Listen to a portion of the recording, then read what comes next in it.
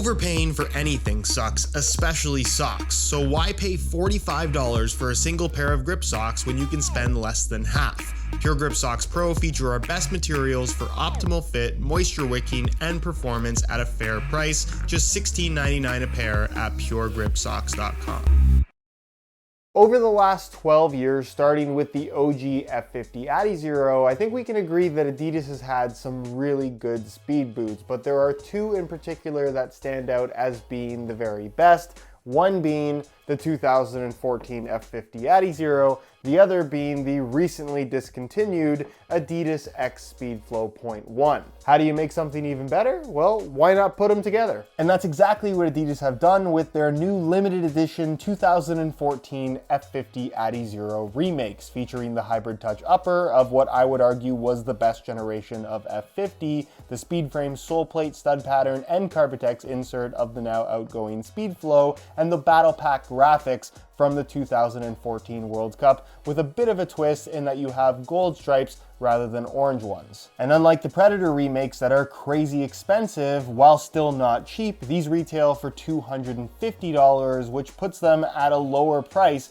than some of their current top-end speed boots, which I would argue aren't as good as these, even though the upper technically came out 8 years ago. We're gonna run through all the details as I remind you why this HybridTouch upper is so special. We'll take a look at how they fit and feel on feet, but perhaps most importantly, decide whether or not this 2014 F50 adizero remake / hybrid is as good, if not better, than the current Speedportal.1, both of these boots retailing for the same $250. Spoiler alert, these are better. Let me explain. And of course, if you're interested in these limited edition boots before they sell out, get them now below their normal retail price by way of some exclusive SR4U coupon codes by checking out the first link down below. First things first, the upper. It's made from a material called HybridTouch, which unfortunately we no longer have within the Adi lineup. And effectively, this was their answer to Nike's Kangalite material,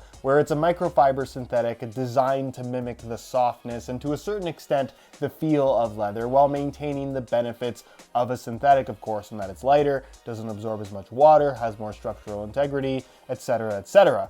Nonetheless, I think what they've done here is pretty one-to-one with the original. It's super thin, it's incredibly pliable, and given that this is a material that is 8 years old, it has aged incredibly well to the point where there is no contest. This upper fits, feels, and wraps your foot significantly better than that of the modern speed portals. And honestly, if you compare this to the Speedflow.1 as well, I'd probably pick this upper. It just feels fantastic. It's the right thickness, it's the right pliability, it's the right amount of structure, and it's just incredibly comfortable. You can see there's this little dividing line on either side of the upper with a little graphic to kind of hide the stitch. From there back, that's where you're going to find kind of like a textile-based material, which I would say is more like the upper that you're actually going to find on the Speed Portal, which isn't bad. It's more rigid, but because it's further back on the foot and there just for the sake of structure, I think it helps the overall fit, feel, and performance of the boot rather than hurt the overall comfort, which is definitely a really good thing. It was a well thought out design then, it's still a well thought out design now. The tongue itself is entirely made from HybridTouch, so it's that soft, thin microfiber material. Nice deep central lacing system. It's very refreshing to wear a pair of boots and certainly put a pair of boots on with a standalone tongue. It's just not something that we see all that often anymore, and I think it makes for a great fit. And of course, being that it is a remake of the 2014 F50, it does feature a low-cut design. Luckily, the speed frame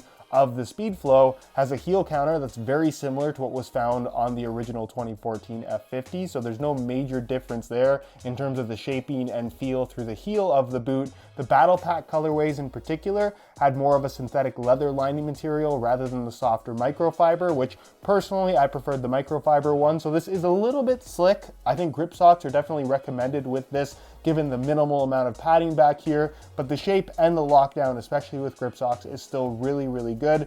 No issues with discomfort whatsoever. And again, the contrast between this and what they've recently done with the speed portals, where it's just super clunky at the heel, where there's just way too much padding and bulk, this feels significantly better. Then the insole is fully removable. I'll give you guys a quick look at that. Not exactly the F50 insole in that it does have the new X tooling, just a solid layer of foam with some perforations through the forefoot, some mesh liner on top, and of course your X and F50 branding. More for looks than anything, but it gets the job done. As for the sole plate and stud pattern, you know it pretty well at this point, even though it was recently replaced. This is the Speed Frame, which is a plastic sole plate with, of course, that HybridTouch insert running from the toe to the base of the midfoot, giving you that spring back effect with every single step. It's super responsive, it feels incredible, and something that I really like in terms of the sole plate upper connection on the 2014 F50 in particular that they've maintained on the remake is this strip of almost like a rubbery material reinforcing what is definitely a high wear zone on the upper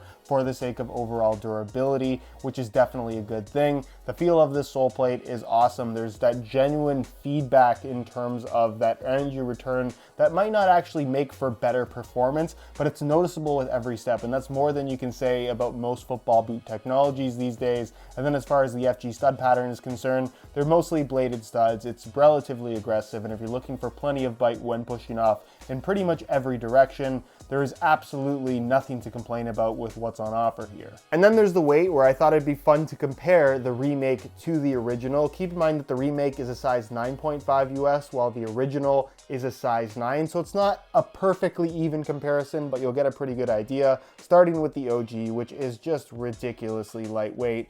5.75 ounces, the equivalent of 163 grams, effectively lighter than any of the currently available speed boots, which is really impressive. Pull those off the scale, change the scale back to ounces, and we'll throw on the remakes, which are still impressively light at 6.7 ounces, the equivalent of 189 grams, but obviously in compared to the OG, there's just so much extra weight in that sole plate, which honestly, I'll take that trade-off for that HybridTouch insert, but even so, 8 years later, this sprint frame sole plate is still really, really good. On feet, these boots feel as good as they look, and I'm immediately reminded of how good HybridTouch as a synthetic material actually is, and it really is a shame that HybridTouch and even Kangolite from Nike are not more widely used within both brands and the football boots they have on offer, because even 8 years later, this still feels fantastic, arguably better than any of the upper materials that Adidas currently has on offer. I'm really, really impressed with this. The fit and shape of the boot, I think, is way better than what's currently on offer from the Speedportal. It's not awkwardly wide or has too much volume in certain parts of the foot. It just wraps really, really closely, and with that nice deep central lacing system and the standalone tongue, they're refreshingly simple to put on, and you get plenty of adjustability when you pull the laces tight. The lockdown through the heel, like I said, because of the thin amount of padding and the kind of synthetic leather lining material they've used, without grip socks, there's that little bit of slippage. With grip socks, perfectly secure, so something to keep in mind if you are planning on picking these up. But other than that one minor complaint, I think these boots fit incredibly well and they feel super comfortable. Again, way more so than the Speedportal.1 or Speedportal Plus that Adidas currently offers as their speed boot options. That speed frame sole plate and HybridTouch insert underfoot is fantastic, as it was on the Speedflows and X Ghosted boots that came before it. And as far as width is concerned, they obviously have a tight overall fit,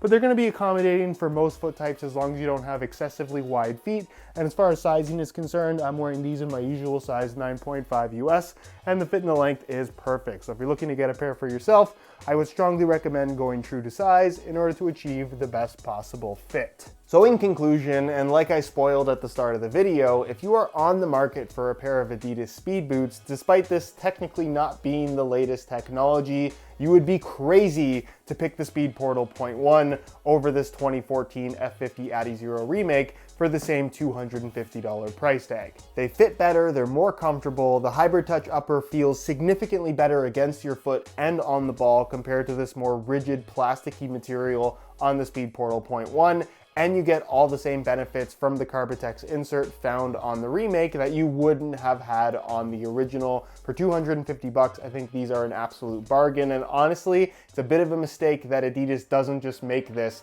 their inline speed boot, because I think this is significantly better than what they're going to be pushing for the next year.